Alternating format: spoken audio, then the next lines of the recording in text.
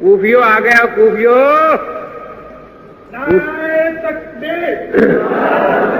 اہل سنت ہے. اس لیے ہم سنت کہتے سڑک اور راستے کو ہے. جو عمل آپ سے امت میں چل پڑا وہ آپ کی عادت مبارک ہے, اس لیے اس کو سنت کہا جاتا ہے. تو میں عرض یہ کر رہا تھا کہ ہم اہل سنت والجماعت ہیں.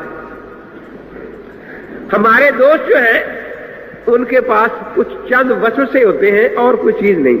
میں جب کراچی تھا تو 10-12 آدمی آ گئے. میں نگرانی کر رہا تھا امتحان میں. دارالفتاح سے 2 ساتھی ساتھ ہیں کہ یہ آدمی آپ سے ملنا چاہتے ہیں. بیٹھ گیا. بڑا عجیب انداز ان کا, پڑھے لکھے آدمی تھے, کوئی پروفیسر, کوئی ٹیچر, کوئی وکیل. ہم بہت پریشان ہیں, کیا کریں جی, کیا کریں.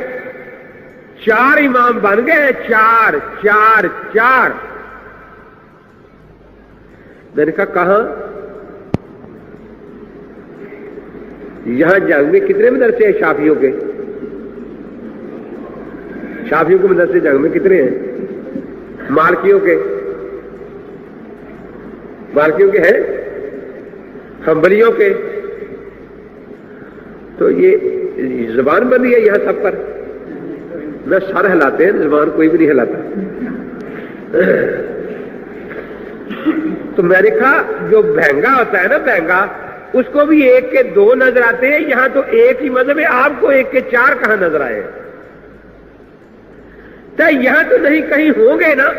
تو میں نے کہا جہاں ہوں گے وہ لوگ پریشان ہو, آپ کو یہاں پریشانی کیوں لگی کام کا بیٹھے بیٹھے؟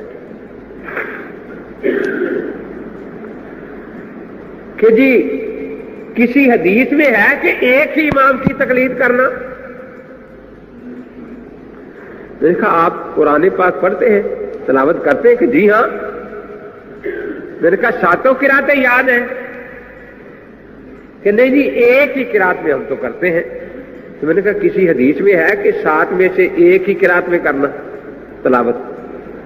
جی ہم کیا کریں, ابھی آتی 1 قرات ہے. تو میں نے کہا ہم کیا کریں, یہاں ہے ہی مطلب ایک. اس کی حدیث تم دکھا دو, اس کی ہم دکھا دیتے. کہ جی خدا کتنے ہیں؟ میں نے کہا 1. کہ خدا 1 اور امام 4 بن گئے. غضب خدا کا. میں نے کہا تھوڑا ہے ابھی. کیسے؟ میں نے کہا خدا 1 ہے, نبی 1,24,000 ہے. خدا 1 ہے, نبی 1,24,000 ہے. میں نے کہا آخر آپ کا مقصد کیا ہے, کوئی بات کریں. کہ جی ہم تو اس نتیجے پر پہنچے کہ سب کو چھوڑ دو, 4. میں نے کہا جلدی نہ کرنا, کیونکہ قرآن پاک میں 7 قاریوں کا اختلاف ہے قرات میں. تو 7 کا اختلاف بڑا ہوتا ہے یا 4 کا؟ تو میں نے کہا پہلے ان کی باری ہے, لکھو کہ آج کے بعد ہم بالکل قرآن نہیں پڑھیں گے, کیونکہ جن قاریوں کے ذریعے پہنچا ہے وہ 7 قاری ہیں اور اختلاف کرتے ہیں قرات میں, اور ہم اختلاف کو پسند نہیں کرتے. تو بسم اللہ کرو, لکھو. اس کے بعد میں نے کہا باقی حدیث کی کتابیں ایک طرف بھی کر دے تو سیاستہ 6 کتابیں ہیں جن میں آپس میں اختلافی حدیثیں ہیں. تو 6 کا اختلاف زیادہ ہے یا 4 کا؟ جی 6 کا. تو میں نے کہا پھر دوسرے نمبر پر 6 والا چھوڑنا ہے. ان بیچارے کو کہیں تیسرے نمبر پر باری آنی ہے, جن کے پیچھے آپ پہلے لاٹھی اٹھائے کے پھر رہے ہیں. اچھا جی 4 امام برحق ہے. میں نے کہا الحمدللہ 4 برحق ہے. 4 ہی؟ میں نے کہا 4 ہی. پھر آپ باقی 3 کی تقلید کیوں نہیں کرتے؟ میں نے کہا نہیں کرتے. کیوں نہیں کرتے؟ میں نے کہا مرضی ہماری. کیوں پھر ان کو برحق کیوں کہتے ہو؟ میں نے کہا بالکل برحق کہتے ہیں, لیکن تقلید اپنے امام کی کرتے ہیں. تو ان سے بھی پوچھا, میں آپ سے پوچھتا ہوں, آج آپ جمعہ پڑھ رہے ہیں نا, کیونکہ حضور پاک کو برحق مانتے ہیں. کل سارے یہودیوں کے ہاں موسیٰ علیہ السلام والی بات کرنے جائیں گے. جائیں گے نا؟ نہیں، موسیٰ علیہ السلام کو آپ برحق نہیں مانتے جی؟ پرسوں عیسائیوں کے گرجے میں جائیں گے تاکہ اتوار والی بات بھی کر رہے ہیں، نہیں جائیں گے؟ تو میں نے کہا ہم سارے نبیوں کو برحق مانتے ہیں لیکن تابع داری صرف اپنے نبی کی کرتے ہیں جی۔ وہاں تو ناسخ منسوخ کا مسئلہ ہے، میں نے کہا یہاں راجع مرجوع کا مسئلہ ہے۔ جیسے منسوخ پر عمل جائز نہیں، مرجوع پر بھی عمل جائز نہیں۔ ہم ان نبیوں کو برحق مانتے ہیں لیکن ان کی شریعتوں کے بعض مسائل کو منسوخ کہتے ہیں۔ ہم ان ائمہ کو برحق مانتے ہیں لیکن بعض مسائل کو مرجوع کہتے ہیں۔ اب ایک صاحب تو کچھ زیادہ ہی ناراض ہو گئے، مولوی صاحب آپ کو کبھی عقل آئے گی بھی یا نہیں؟ میں نے کہا ہمیں تو اللہ نے عقل دی ہے لیکن آپ کی قسمت میں شاید نہیں ہے۔ مولوی صاحب 4 اماموں میں حلال حرام کا اختلاف ہے، حلال حرام کا۔ ایک امام ایک بات کو حلال کہتا ہے، دوسرا اسی کو حرام کہتا ہے۔ حلال بھی برحق اور حرام بھی برحق غضب خدا کا کہتا ہے۔ کبھی تو عقل کی بات کیا کرو۔ میں نے کہا یہ امام بیچارے جو ہے جن پر آپ ناراض ہیں یہ نبیوں کے تابع دار ہیں، نبیوں میں بھی حرام حلال کا اختلاف ہے۔ آدم علیہ السلام کے زمانے میں بہن سے نکاح حلال تھا یا حرام؟ اور آج وہ نبی بھی برحق جس کی شریعت میں بہن سے نکاح حلال تھا، برحق یا نہیں؟ اور وہ بھی نبی برحق جس کی شریعت میں حرام ہے یا نہیں ہے؟ ہم برحق مانیں گے آدم علیہ السلام کو لیکن عمل اپنے نبی کی شریعت پر کریں گے۔ برحق دونوں کو مانیں گے۔ یعقوب علیہ السلام کے نکاح میں دونوں سکی بہنیں بیک وقت تھی، زلفا اور بلہا۔ اس وقت یہ نکاح حلال تھا، اور اب آیت آ گئی ہے لا تجمعوا بین الاختین کہ جمع نہ کرنا دو بہنوں کو ایک وقت نکاح میں۔ تو میں نے کہا یعقوب علیہ السلام کے زمانے میں یہ حلال تھا، اب ہمارے نبی پاک کی شریعت میں حرام ہے، تو جس کی شریعت میں حلال تھا وہ نبی برحق ہے یا نہیں؟ کیا خیال ہے؟ اور جس کی شریعت میں حرام ہے وہ نبی بھی برحق۔ ہم دونوں کو مانتے ہیں لیکن عمل اپنے نبی کی شریعت پر کریں۔ ابراہیم علیہ السلام کی زوجہ محترمہ حضرت سارہ ماں کی طرف سے آپ کی بہن تھی، باپ کی طرف سے نہیں تھی، اس سے نکاح ہوا۔ آج یہ نکاح حلال ہے یا حرام؟ تو ابراہیم علیہ السلام کے ہاں حلال تھا اور ہماری شریعت میں حرام ہے، تو ابراہیم علیہ السلام برحق ہے یا نہیں؟ ہمارے نبی پاک برحق ہے یا نہیں؟ برحق ہے نا؟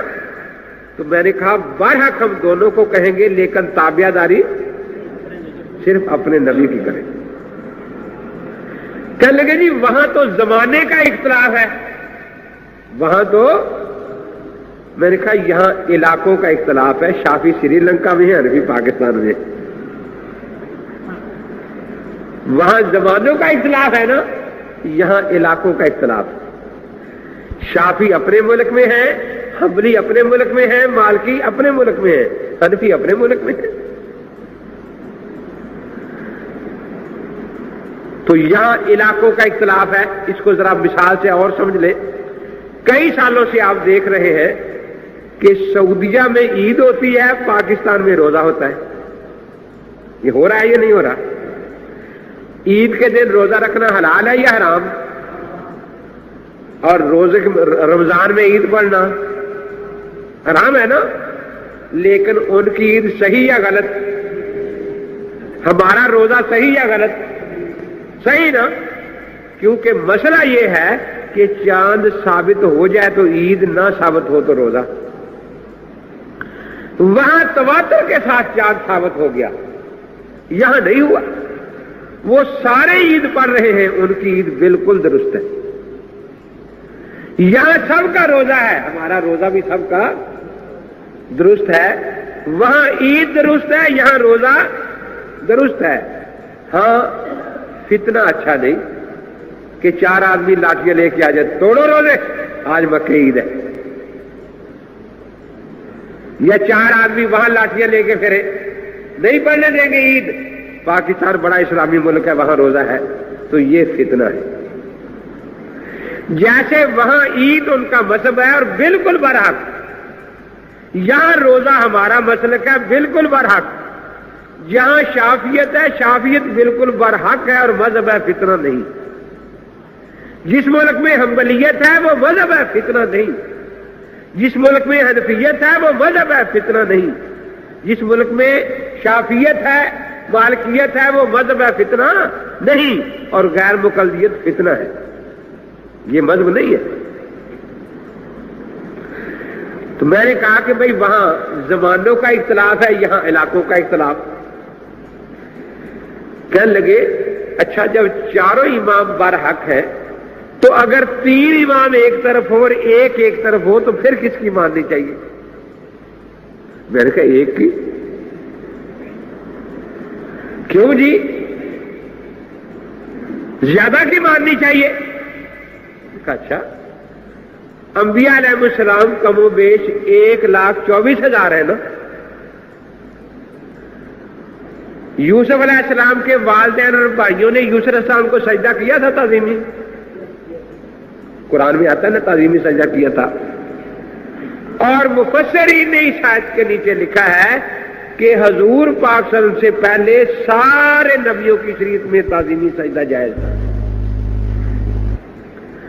اب ایک طرف ہمارے نبی پاک ہیں اکیلے کے سجدہ تعظیمی حرام، ایک طرف 1,23,999 نبی ہیں جن کی شریعتوں میں سجدہ تعظیمی حلال اور جائز ہے، تو آپ تو 3 کی طرف جاتے ہیں، یہاں تو 1,23,999 ہے، تو آپ ادھر جائیں گے؟ کہتے نہیں جی ہمیں کیا ضرورت ہے، ہم تو ایک ہی کی مانیں گے۔ تو میں نے کہا ہم بھی ایک ہی کی مانتے ہیں۔ میں نے کہا حضرت سلیمان علیہ السلام کے ذکر میں آتا ہے محاریب و تماثیلا، مفسرین لکھتے ہیں کہ ہماری شریعت سے پہلے ہر شریعت میں تصویر بنانا جائز تھا، صرف ہمارے پاک پیغمبر نے منع فرما دیا آگے۔ اب ایک طرف 1,23,999 نبی ہیں جن کی شریعت میں تصویر بنانا جائز ہے، اور ایک طرف ایک ہی پیغمبر ہے حضرت محمد الرسول اللہ صلی اللہ تعالی وسلم جن کے ہاں یہ حرام ہے، تو آپ زیادہ کی مانیں گے یا ایک کی مانیں گے؟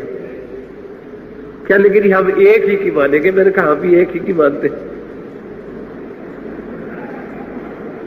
اب آخر میں مجھے کہنے لگے کہ مولوی صاحب اچھا یہ سمجھائیں مجھے ہمیں کہ دین مکے مدینے میں آیا تھا یا کوفے میں؟ دین مکے مدینے میں آیا تھا یا کوفے میں؟ میں نے کہا مکے مدینے میں۔ کہ پھر مکے مدینے والے امام کو ماننا چاہیے کوفے والے کو ماننا چاہیے؟ میں نے کہا آپ کا دل کیا کہتا ہے؟ مکے مدینے والے کو ماننا چاہیے۔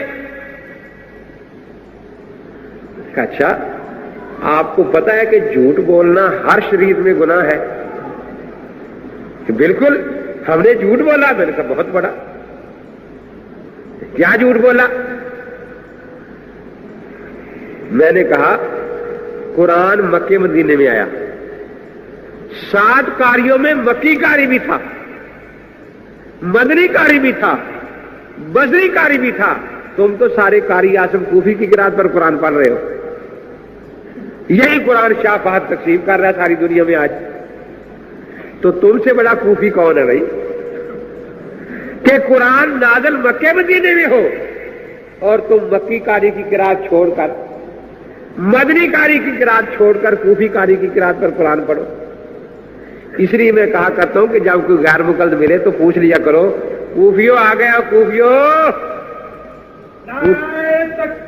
مرزا کے لیے تھے ہر جائے کے لیے تھے، مرزا کے لیے تھے ہر جائے کے لیے تھے، وہ موت کا زخم علماء دیوبند نعنات بھی کلشکر صدق وفا کا پیکر علماء دیوبند